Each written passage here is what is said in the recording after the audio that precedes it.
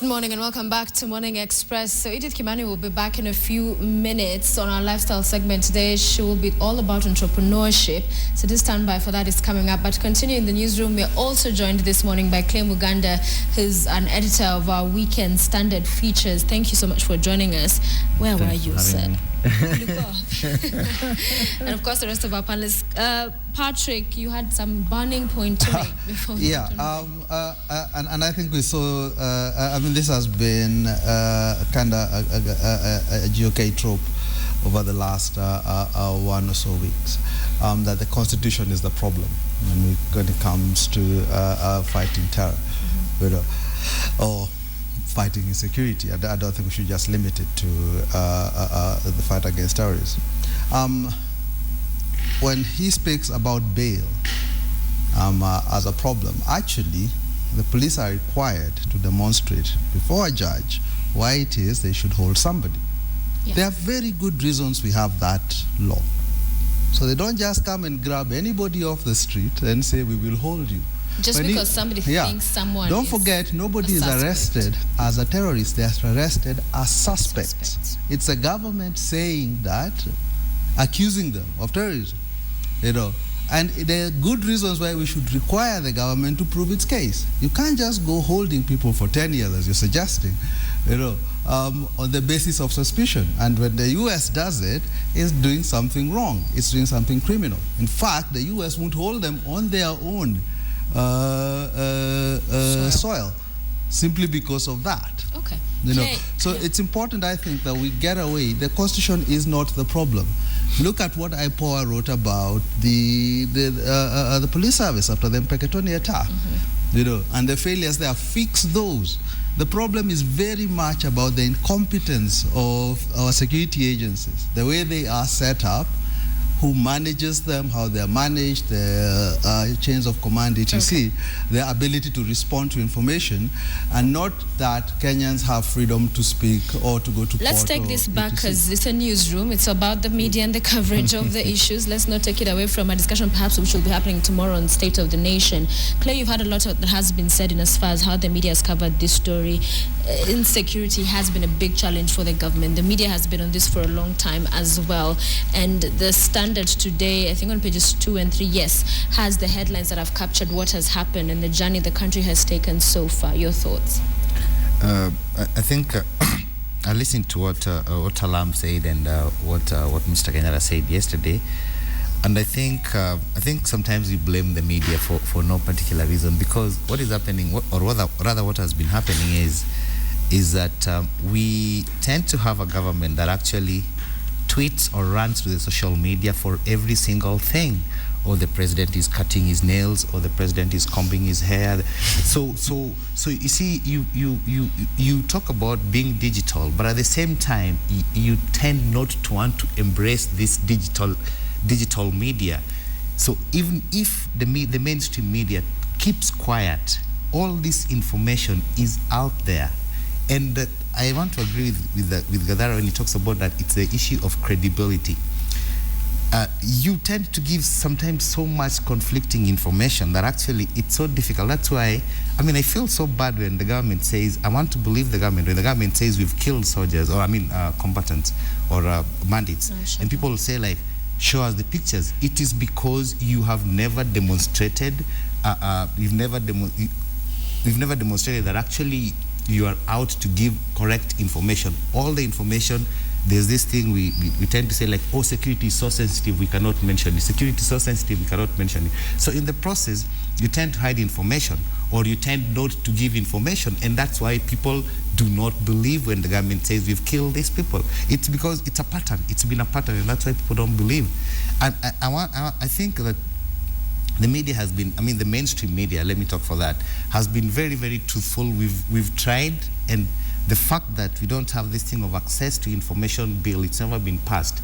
You have a right to deny us information, and until that thing we pass it, then that is when, if you deny us information, then actually we have a recourse, But right now we don't have. So this idea of saying like, oh, please tell us whether we came and you denied the information, because when it comes to security, you keep on, the excuse is that is too sensitive. That is too sensitive. Then, when people complained about these 100 soldiers, why did KDF give those other pictures? Because there was they're saying it didn't come from KDF. Yeah, it didn't come from KDF, and we tend to follow. That's why I think the confusion comes from either the communication department. You tweeted only once, and that was actually the first time I ever saw your tweet. Unlike some of your colleagues who actually, tweet like after every 1 minute or every second. You see. There was a discussion, I think, on Facebook. There's a lady, I think she works for I don't know which particular department, but she tends to speak for the government. She actually said, we are uploading the video now. Immediately somebody asked, where is the video? Yeah. Then she said, KDF has sent it to the newsrooms. You see, you asked, show us where the live ones are. And I actually taunted you and told you, now the government is asking us for directions. And don't forget, there was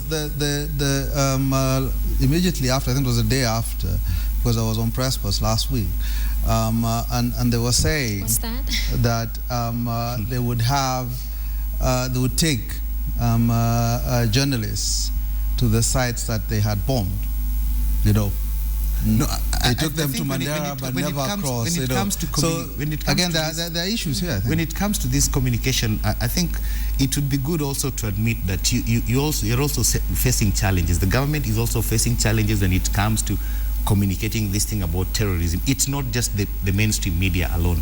And I think that's where the confusion comes in. We try as much as we do. And as you respond, Ntalam, what Edith was talking about before we went on break, you were talking about the fact that you're the custodian of information, you have all this information, but you now have social media, you have the mainstream media. If they don't get information, someone will get a narrative and a story to run with. Is it getting you to a place that now you are perhaps relooking at your strategies of communication? Because your own people, as Clay has said, sometimes are too eager to say more than perhaps they should, or even stuff they should not even be talking about, or don't even have that clearance. So what is it you do to ensure that going down, that whilst we may not always agree with you, but in terms of communication, there's a sense of we're hearing you, we're representing it rightly, and not going on our own tangent with what we think is happening? What we simply want, and we would really pray that we get, is if you cannot believe the government, please believe the communication department of government. No, yes. What's the difference? There's so many people. Allow me to explain. Allow me to explain. Give it to the president. The team he has in communication is comprised of professional journalists. No, you have an events organizer in your team. Listen. This is how the president's communication team, and when I talk about the president, I'm talking about the presidency. It gets all the way to the deputy president's office. We have a directorate that has a director in charge of digital media, a director in charge of public communication. Digital media headed by Mr. Dennis Itumbi. Public communication headed by Munyori Buku, and I am his assistant. We have a directorate of events and branding headed by Big Ted Kinywa, assisted by Big Ted. We have a directorate of messaging and speech writing headed by Nyeno. And we have two spokespersons. We have a spokesperson for the president and State House, Manoa Esipisu, and you have a spokesman for the deputy president and the office of deputy president, David Mugonyi. When we sit as directorates now, who's the boss of this? Who's the boss of this team?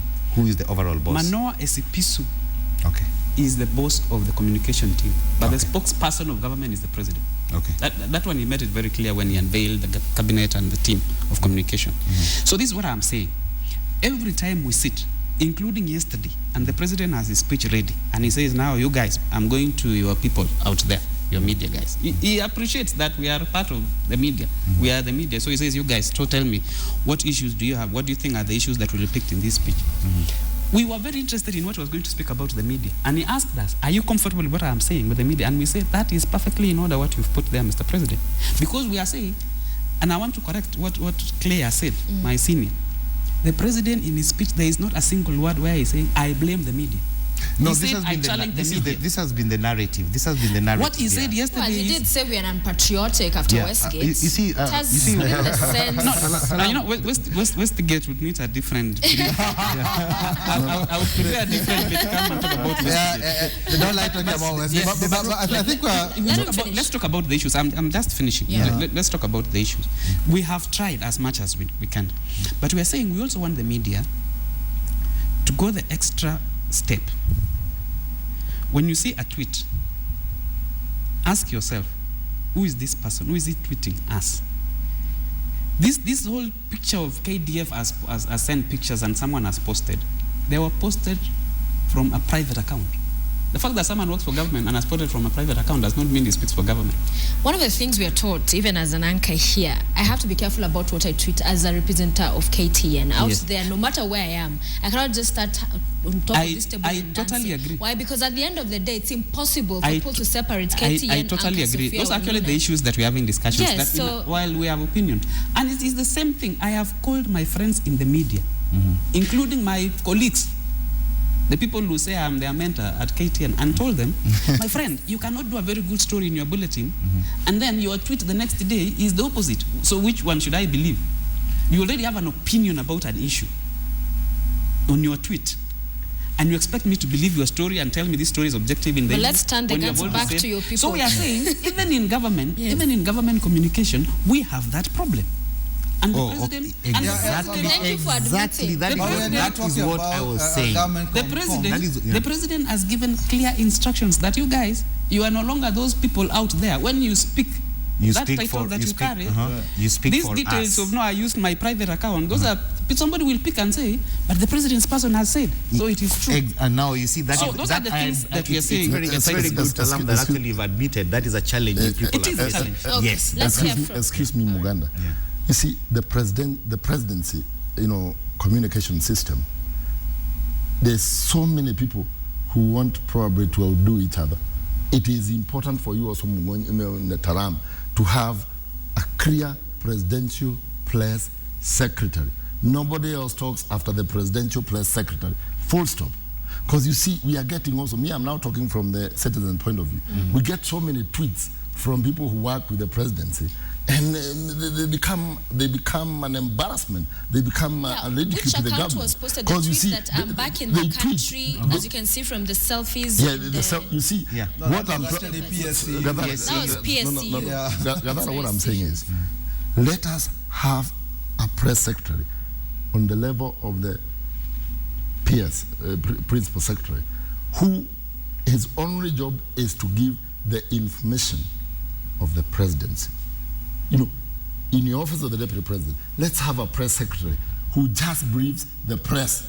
Let us not have so many chefs, because this thing of so many people, everybody is outdoing each other. Then you are bombarding Kenyans with the information, and they are getting Jubilee on the wrong foot. And we outside, we are trying to correct you guys, and we cannot do it because you have a serious, that one I agree, they have a serious problem of communication. I don't think that our job should be to be getting Jubilee. No. From a citizen point of view. I'm talking from a citizen point of view. Let me just quickly say something. I think we are looking too much on what government is doing and not so much on what the media is doing. One other thing I'll pick up from the president's speech was his announcement of Kaiseri as the replacement for Elenku. And we saw a brief thing of Tinina saying, giving a brief background into Kaiseri's thing. But I mean, there are certain pertinent issues we need to be asking. This is a guy who was mentioned by the TJRC report, and actually recommended for prosecution by that report. And I think even KTN had done a story in 2012 about him and some statements he made in Masai land, saying that non-ethnic Masai should not stand for governor or women's rep or any elected position. So there are problems that we have, but I find that again they are glossed over. But it was announced yesterday. It was a heavy news. Well, today. You know how long it took me to find that out? It is 5 minutes on Google. No, in fact, it's less. And here's the thing. And here's my point: is if again, I go back to what I said at the beginning. if the media keeps simply swallowing what it is told, not questioning it. I think when the president announces a nominee, the first we thing should start be thinking vetting is immediately. Right there, yeah. Yeah. So the media actually get a bit too excited with the But I firing. think what Mr. Mena says is that's a vetting issue, and actually, yes, I think that is something that should be taken up after this. You see, I want to agree with Sophia. It was a heavy news day. Having said that, I mean, what I have a problem with the communications department, as you call it, is that you've given us a breakdown, which actually I appreciate. I mean, at least now there is some light. And I still tend to wonder, like, why all of you sign as senior directors and you've given me the deputies and all that. But anyway, that one you'll sort out.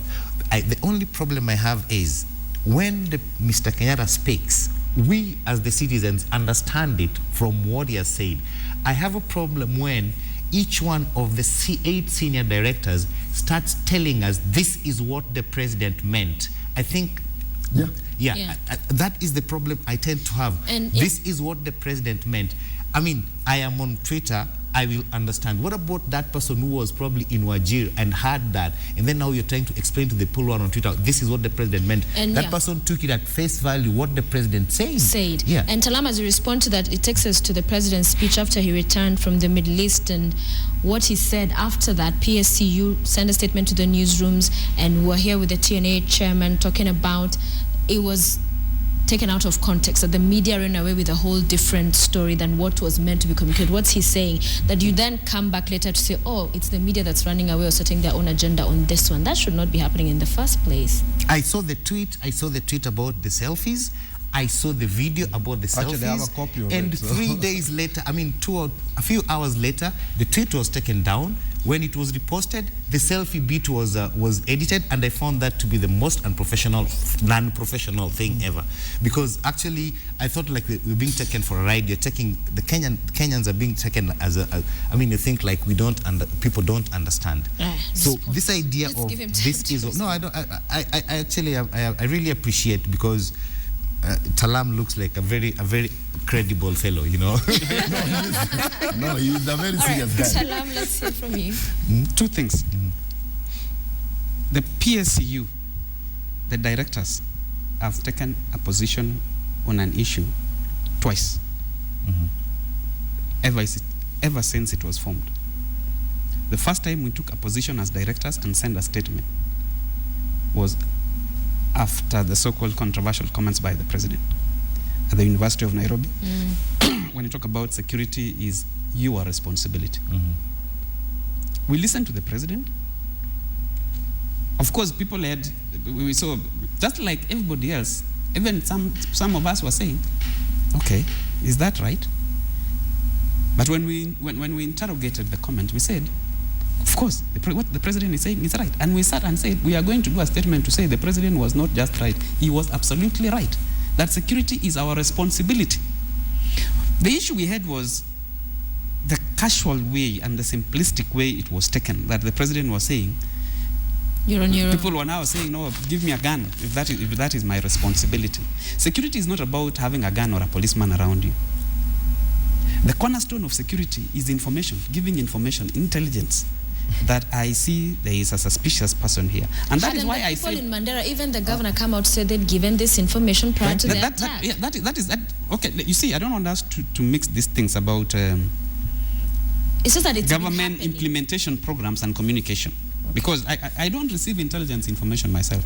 I work for the deputy president, I work for the president. I don't receive intelligence information. And like most of your friends most of your colleagues who actually say, I am an insider, I know this. So, you're actually admitting. Yes, I mean, so what we are saying, you know? is we should hire him.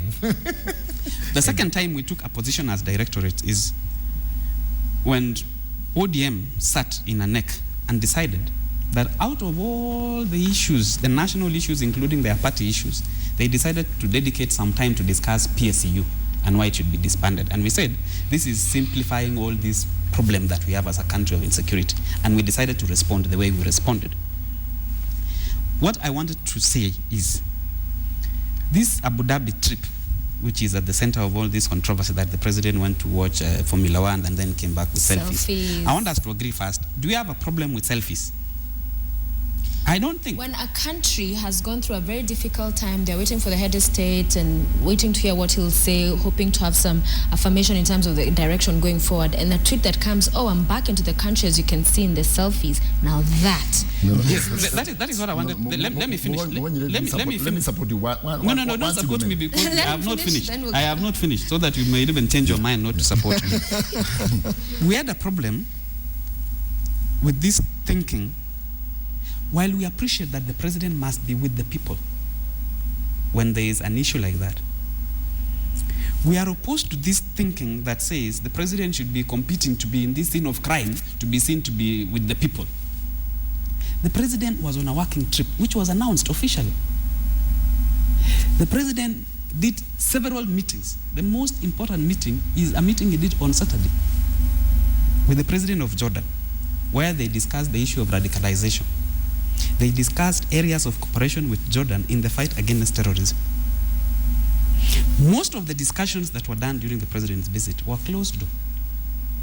We felt, of course, I shared the embarrassment as the presidency when this story had now to come after. It made it look like we are trying to cover up for something because it came 4 days and we are saying the president went on Friday, and I know that there was an issue about the timing of the story and how even the story was packaged.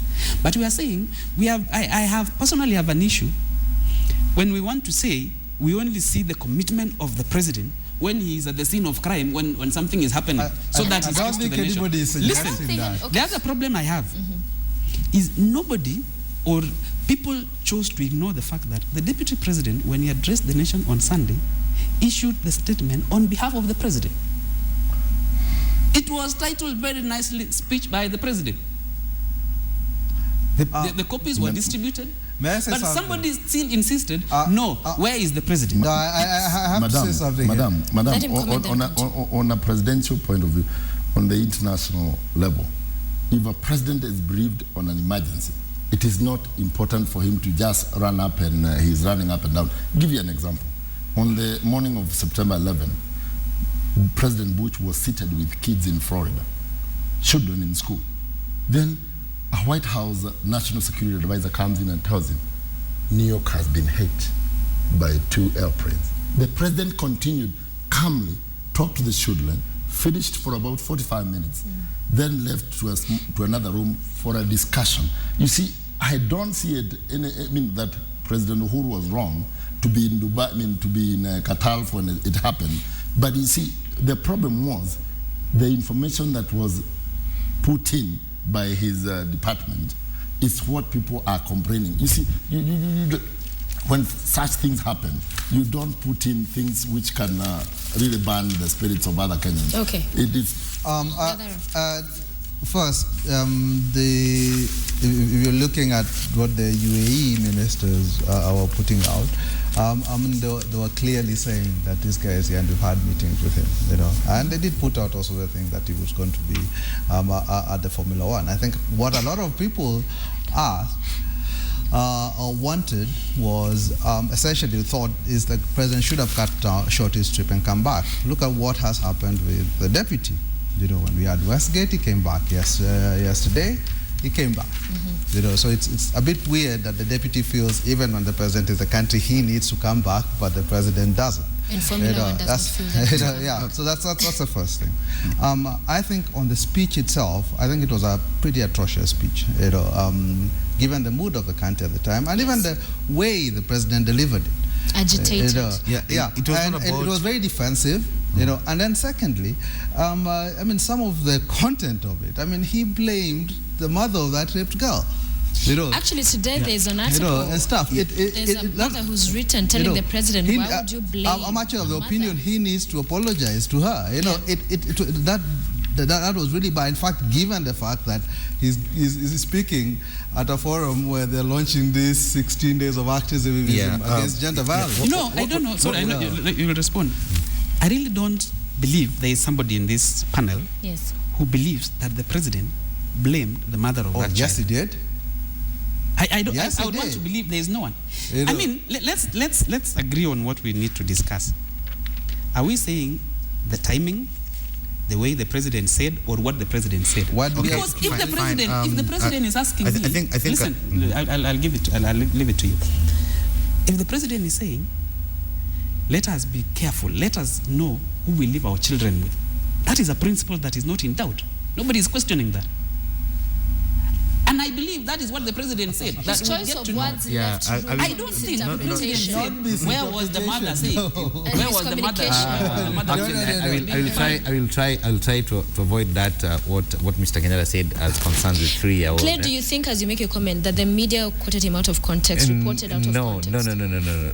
The media did not quote him out of context. Actually, Mr. Ntalam, what is happening is people don't have a problem with selfies. People don't have a problem with the president going to watch Formula 1. Last week I said here, everybody needs a little break. King Jordan comes to the States to watch motorbiking. Now, what is happening is people were expressing frustration. It's something that it had been pent up anger. That is pent up frustration. That is what people were expressing. Then, even before this, you could tell that because you guys have run a wonderful PR juggernaut. So much so that you started believing your own hype, so much so that you got into a PR bubble. Now people have started poking holes into it. That time it burst. So that is what you guys were having to deal with. That is what had happened that time. People felt and it appeared that when it burst, they didn't eat humble pie. They then came out even stronger. They came out guns blazing. That is what happened that time. It was the mood. Newsroom. This is something people were not. So many times people are actually so happy when Mr. Kenyatta posts selfies, when he does the cool president, when he comes out of all these things. People are very. But by that time, it got to a point then they felt like no. If you're following social media, I think even before the Abu Dhabi trip, people had already started writing his name with, when they're writing president, they're writing the PR capital, you see, on new media platforms.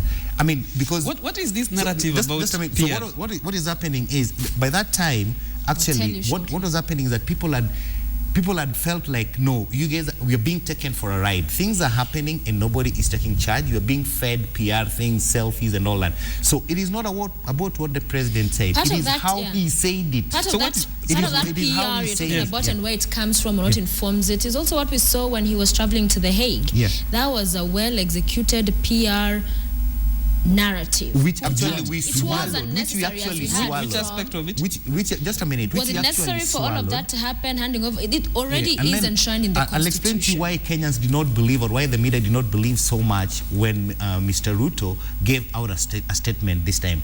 When Mr. Kenyatta was going to The Hague, there was a whole grand ceremony of handing over. So there was an acting president. So this time, there was no grand ceremony of handing over. So Mr. Ruto speaks and, the deputy president has spoken, not the president, because the other time we knew there was an acting president. This time, you have to keep up doing this. To be fair to Ntalam, he's right that the speech itself was headed. You set the standards, maintain the standards. Let's hear Gadara. To be fair to Ntalam, the speech itself that Ruto gave, and it's actually on the president's website, is titled that this is the president's speech and given on his behalf by the deputy president. Yeah.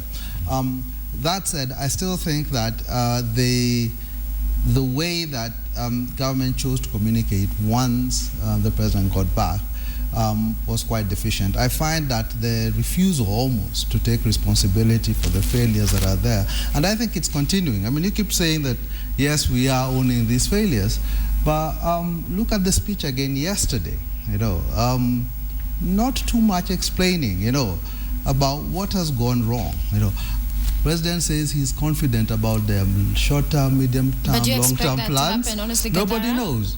Where are they? There has been what they have been. He needs to, I think, come out. Number one, acknowledge that there have been massive failures across the board. Secondly, give us an idea of how it is he intends to tackle these things. To simply say that the problem. Thursday? No, listen. Yesterday I expected him to. And here's the thing. it's not the only opportunity he's had. If you recall, a few hours before Capendo, and I've said this before, he was addressing that high-level summit to discuss the security strategy, of his CSs and things. Read the content of that speech. It's quite poor. Let me tell you something. Let me 1 minute. Let him articulate. Excuse me. Now, let me finish. I'll just finish with one sentence. Let him articulate a coherent, a reasonable, a comprehensive approach to tackling insecurity across the country, not simply shift the blame to it's the media, it's a constitution, it's other people. Yeah. You see, when the president came from Abu Dhabi, one thing I agree, he was not briefed. You see, he acted from the stories that appeared. To me, I believe when he came in, he was not prepared. When the president comes in out of the country, he is given the briefs quite very well. And he is up to date within the country, Muganda, so that when he speaks, because the president doesn't just speak for fun, he speaks on behalf of the country and he tells the country the way forward. If myself, I was handling the president when he came from Abu Dhabi, I would have prepared him to go to a live bulletin to address the country on a serious matter of the national security, rather than going to ladies' meetings and what have you. Because that one, he was caught off guard because he was to speak about ladies, he was to speak about other issues. He had to speak about security on a very different platform. And you see, to me, what the directorate is not doing very well, either they are doing it for PR, but let me tell you, the presidency is intelligence. You guys, you're supposed to get information after the president has been completely briefed. I know you're running out of time. Let me just say something for clarity, so that it also helps even in discussions of future whatever interactions. It is not true that the president got to know about the attack in Mandera when he came back from Abu Dhabi. No, of course. He was briefed as soon as it happened. Correct. That night. That is how so it is not true, this impression that you are creating, that when the president came, he was not briefed when he came. He might have been called. There was two misinformations which I want to direct it to the media. Which I want to direct to the media. It was wrong, as Patrick has said, it was wrong to say when the president finally spoke about Chore Bandera. That was not the first time he was speaking about it. He had spoken about it through the speech by the deputy president. The first thing the president did when he came back was to do a security meeting when he arrived from Abu Dhabi. It's only that there was no story, so to speak, about it, because the issues that were discussed did not warrant any discussions in the public. It goes back to what Patrick was saying, that even as media, we need to go that extra mile. I would want somebody to say, I've seen a story today how the Mandera attack was planned or something. If somebody can take a story and do a story about how the president responded or reacted to Mandera and said he was briefed, and that information is available. We will tell people when the deputy president called the president in Abu Dhabi. We will say who met the president at State House when he arrived, who attended the first meeting of the security meeting. That information is available, but nobody is willing to ask about it. Patrick has mentioned something very interesting, which captures the dilemma that we have even in communication. Yesterday, when we started sending feelers that the president is going to address the nation, that is going to issue a statement or a speech, and people are telling us, we don't want speeches about those things you are telling us you are doing. Tell us what you are doing today. Don't tell us about you are buying equipment for the police. Don't tell us about this insurance thing you're talking about, because it goes to what Clay was saying. It is PR.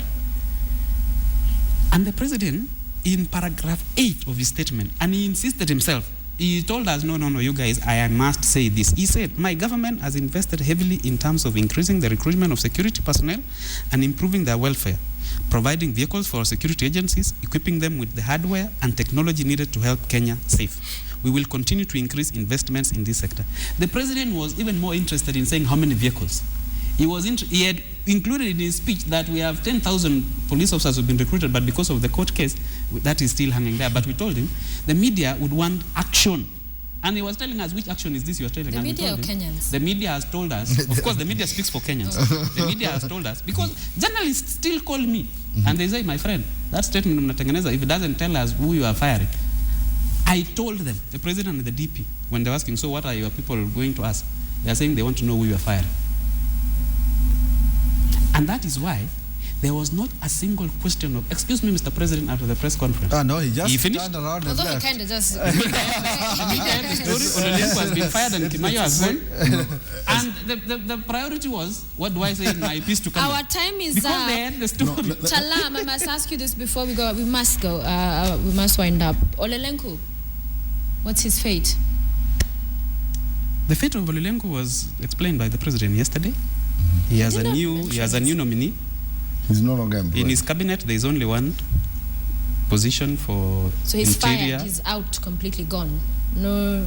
No. Reassignment anywhere. Nkaiseri has been nominated for the position of cabinet secretary. It is for the media now to look for the other story.